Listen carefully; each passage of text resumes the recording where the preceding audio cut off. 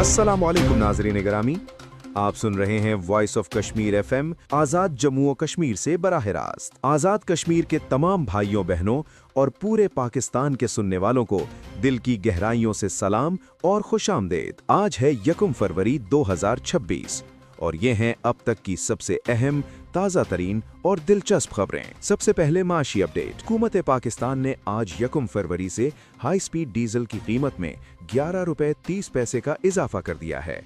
अब high speed diesel की नई कीमत है 268 रुपए 38 पैसे फी लीटर।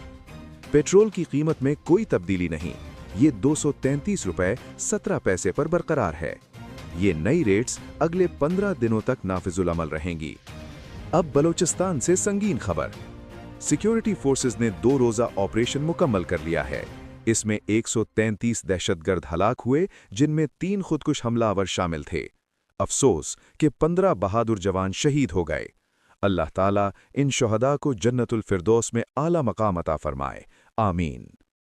वफाकी वजीर दाखिला मोहसिन नकवी ने वजीर आला बलोचिस्तान मीर सरफराज बुगटी के हमरा कहा कि भारत दहशतगर्दों की सरपरस्ती कर रहा है और पाकिस्तान इसे आलमी सतह पर बेनकाब करेगा। यूरोप से खबर। स्पेन ने 5 लाख से जायद गैर कानूनी तारिकिन वतन को मरकजी धारे में शामिल करने का फैसला किया है। ये माशी तरक्की और समाजी हमाहंगी का अहम कदम है। तेहरान से ईरानी मशीर अली लारेजानी ने कहा कि अमेरिका के साथ बातचीत का फ्रेमवर्क जारी है और पेशरफ्त हो रही है। और अब खेलों की दुनिया में खुशखबरी।